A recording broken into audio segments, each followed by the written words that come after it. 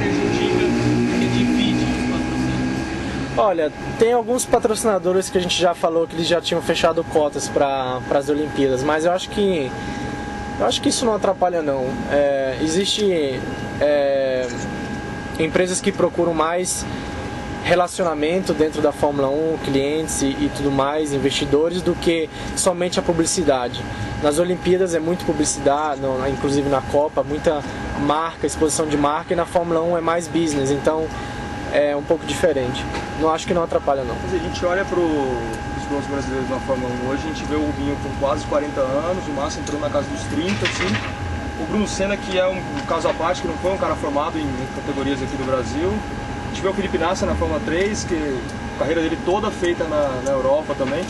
Você acaba sendo, você e o de Graça, mas o de Graça já até participou de corrida, então vocês acabam sendo os últimos frutos do automobilismo de base no Brasil. Assim. Você acha que existe uma crise? Assim, você acha quanto grave é essa crise, o quanto isso pode atrapalhar a formação de pilotos nos próximos 10, 15 anos? Aqui? Olha, essa é uma parte muito delicada. Para começar, a base de tudo, onde a gente faz a base da casa, é no kart. E acho que o kart no Brasil, se você comparar os anos 90, que tinham, sei lá, 46 karts, faziam repescagem no Campeonato Paulista, hoje em dia estão juntando categorias para formar grid, é realmente difícil a situação. De qualquer forma, a situação econômica não está somente difícil no Brasil, mas também na Europa e em outros países também. O automobilismo em geral é um esporte muito caro, e isso tem criado dificuldades para muitos, porque é difícil encontrar o suporte financeiro para começar uma carreira. Especificamente no Brasil, é muito difícil continuar formando pilotos, porque os pilotos entenderam que ir na Europa cedo, eles vão aprender mais,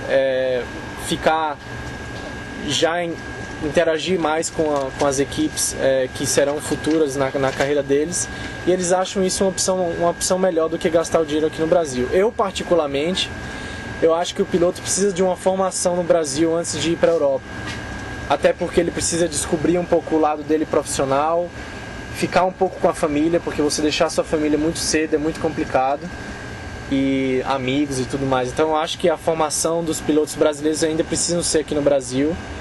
E eu acho que onde precisa melhorar são os custos do kart, mais incentivos, patrocinadores que possam levantar os eventos, que possam incrementar os grids.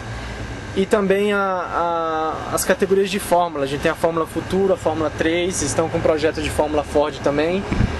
E eu acho que tudo isso precisa de uma ajuda de custos, porque o material que chega aqui da Fórmula 3 custa o dobro, e devia ter um isento de impostos para esse tipo de esporte, porque no final a gente vai estar representando o Brasil fora, e na verdade a gente não recebe incentivo de nada. O que acontece é a galera puxar mais o barco para baixo. Então é difícil, é uma situação complicada, e é difícil também dar uma solução, porque são vários problemas. Mas aí, com relação à sua temporada regular na GP2, não foi uma temporada assim, de muito destaque, mas agora você teve um desempenho nessa prova extra da GP2 muito bom em Abu Dhabi, e também foi o mais rápido da Lotus no teste. Na sua concepção, houve uma mudança sua de postura com relação ao que você vinha apresentando na temporada regular da GP2? Você decidiu ser mais agressivo agora para mostrar mais a cara, ou não? Ou foi simplesmente um outro fator que te atrapalhou na temporada regular e que você não teve agora? Olha, ano passado eu tive uma temporada muito difícil com o Pastor Maldonado junto comigo. Um carro que eu não gostava, e eles praticamente não mudaram meu carro o ano inteiro, porque era uma equipe já muito tradicional, e eu queria mudar de equipe. Queria ir para uma outra equipe porque eu não estava gostando do sistema de condição que eles estavam me dando. E pelo fato de ter uma oportunidade muito boa, como eu vou estar fazendo aqui a sexta-feira no Brasil e tudo mais, a Team AirAsia me deu uma porta boa de entrada. Quando eu cheguei lá em 2010 tinha duas bancadas assim, os 2 GP2 brancos e não tinha caminhão, tinha um engenheiro trabalhando, não tinha ninguém. E foi uma dificuldade e uma decisão muito difícil para mim apostar que aquela equipe eu ia conseguir defender o campeonato ou fazer alguma coisa grande. Mas aí eu falei com os engenheiros que eu conhecia, o pessoal que eu já tinha trabalhado, a gente juntou as forças e tal. E a equipe praticamente era nova durante o ano. E foram bastante dificuldades que a gente passou. A gente fez 3 pódios no ano, uma pole position, volta mais rápida. Não foi um campeonato que eu esperava estar entre os 3 primeiros, os 5 primeiros.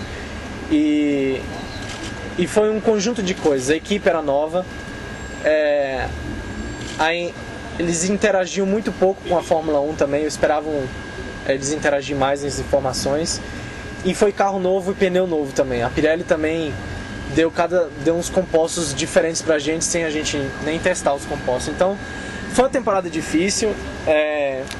Eu posso listar algumas desculpas, mas eu acho que o fator mais importante é que, apesar das dificuldades, a gente conseguiu pódios e pole e tudo. E acho que isso foi bom. Depois que a gente acabou a temporada, eu reuni com meus engenheiros, falei, olha, a gente precisa dar uma reciclada, vamos ver o que a gente fez, o que é que a gente errou para uma oportunidade futura, o que é que a gente precisa fazer para o final de semana ser melhor e blá blá blá. E a gente teve a oportunidade de fazer a corrida de Abu Dhabi, que não estava nos meus planos, a equipe me convidou, eles estavam sem piloto e eu fui. Eu falei, olha, esse final de semana a gente tem que fazer como se fosse o início de uma temporada do ano que vem, por exemplo. Vocês precisam tratar isso como se fosse a última chance de demonstrar que a equipe tem potencial. E a equipe levou de uma outra maneira o final de semana. Eu levei também de uma maneira bastante séria, que era importante para mim terminar o ano bem. E a gente fez um trabalho brilhante. A gente largou em quarto, foi para segundo. Na segunda corrida, volta mais rápida, estava em terceiro e até pegar a penalidade. Eu acho que tudo isso ajudou a ter um bom desempenho no final do ano. Então essa é a história. Melhorou a tua confiança, não só pro teste, mas também eu acho que sim.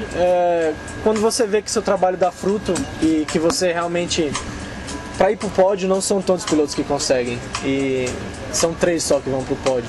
E é muito difícil chegar lá. Tem pilotos que nunca fizeram pódio na GP2 e eu tenho coleção. E mostra que tem potencial, basta colocar tudo junto que os campeonatos são possíveis.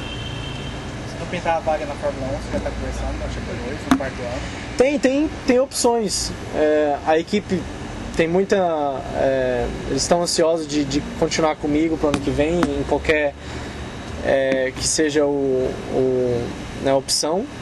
E eles gostaram muito de trabalhar comigo, gostei de trabalhar com eles também. Eles têm um desejo de crescer, você vê que a equipe sempre melhora, não vai para trás.